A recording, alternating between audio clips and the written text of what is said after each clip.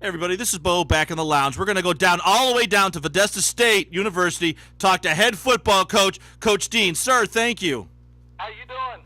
We're doing awesome, man. We had a good day yesterday, and your program is rolling. Yeah, we are. I tell you, we're rolling in and out of the weather right now. We've had a lot of issues with thunder and lightning around here, so we're about 30 or 45 minutes on the practice field, and then 30 or 45 minutes inside in the gym, and then 30 and 45 minutes back out on the field. So it's been an interesting summer.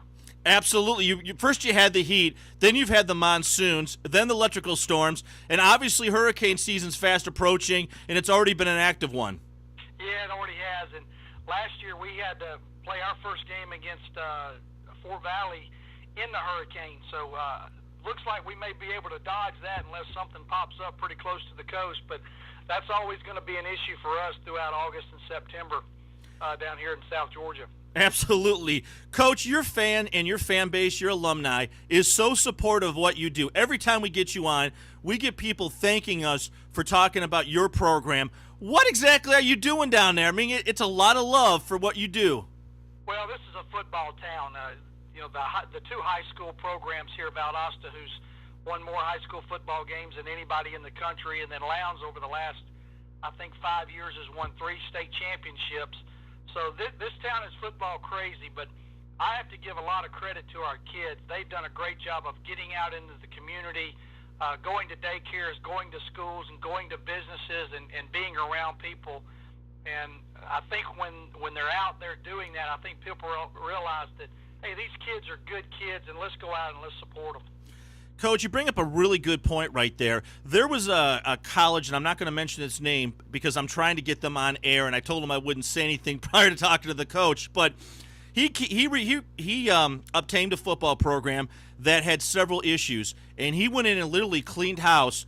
And the first season, I don't think he won a game. The second season, he's now in rebuilding state. But there was a lot of character issues where the athletes weren't respectful to the university or other students, or he didn't even go out to try to communicate with the public at large to try to bring him in. He saw that as a huge character issue, and he said, that's it. We'll lose without you. Better than winning with you.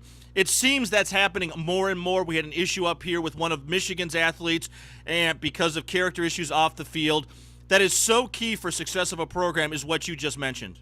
Well, there's no question about it. It's, you hate to use this term, but they're like a cancer a lot of times, and they kind of filter and they kind of get to where they can turn people. And if you hear it enough, you hear enough negative things, you kind of start believing those things. So what we try to do is before we recruit a kid and before we accept transfers or anything like that, we try to do a huge background check on these guys and find out about their character, how were they with their team, and how were they in the community and different things like that. And if we get some negative vibes from some people, then we try not to bring them in. But from the first day our players reach campus, we try to talk to them about being a first-class person, being a person of upstanding character, and be appreciative of anything that you do have. There's a lot of people in this world that don't have anything, and even if we can give you a muffin before practice,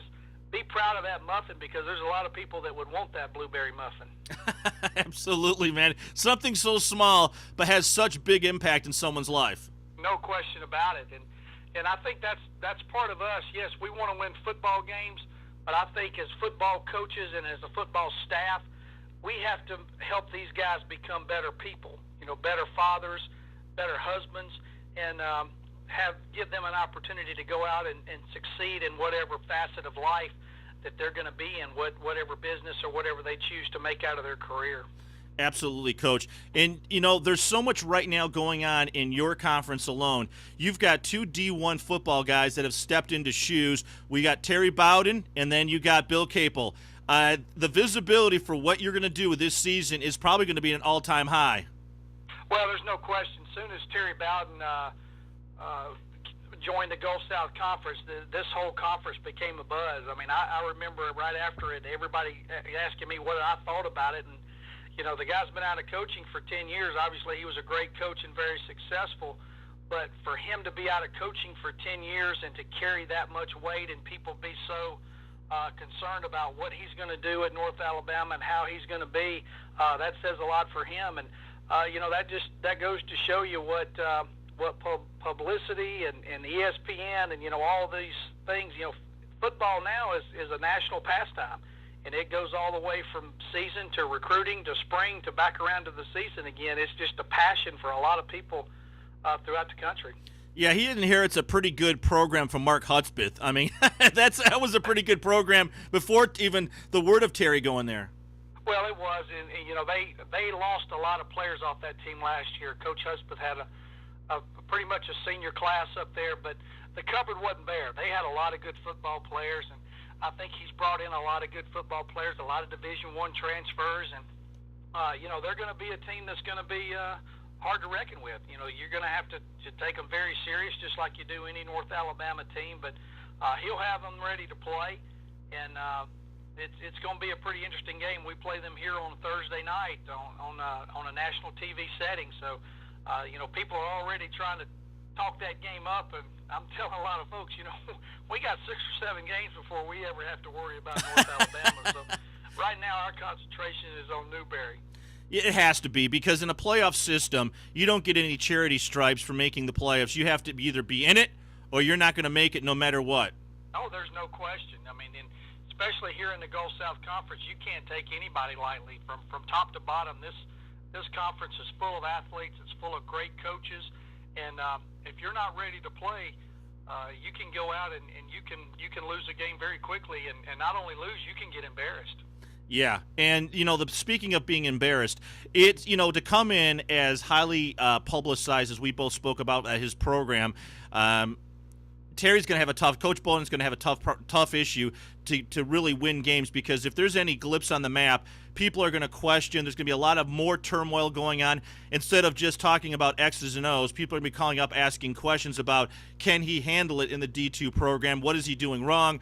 That may not happen, but there's a lot of extra pressure on the students and on the coaching staff, where in your position, you've been there, you're in the top 25, you're one of the top dogs in the marketplace, and you've already got your recruits gone through and new ones stepping on the field. The seniors and the juniors that you are probably well primed for what you're going to be in store this season. Well, they have. This is the staff that we have had here. A lot of the guys that are playing for us, we recruited the first year that we were together, and they're now either redshirt sophomores or they're juniors.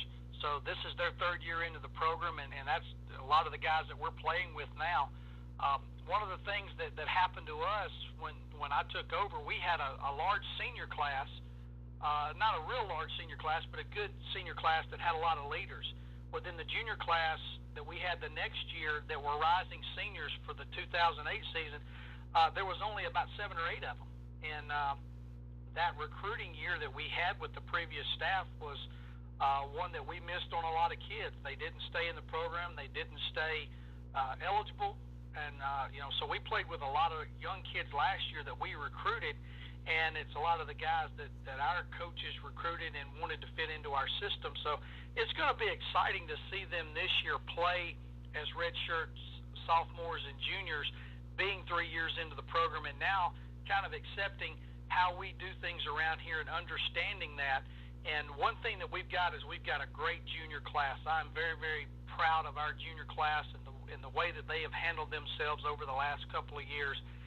We always do a thing where we let our players vote who the captains are for the team, and they voted 4 juniors as captains. So, the future here is pretty bright. We're looking to the 2009 season, but the 2010 season looks pretty bright also, because we got a lot of young kids waiting in the wings.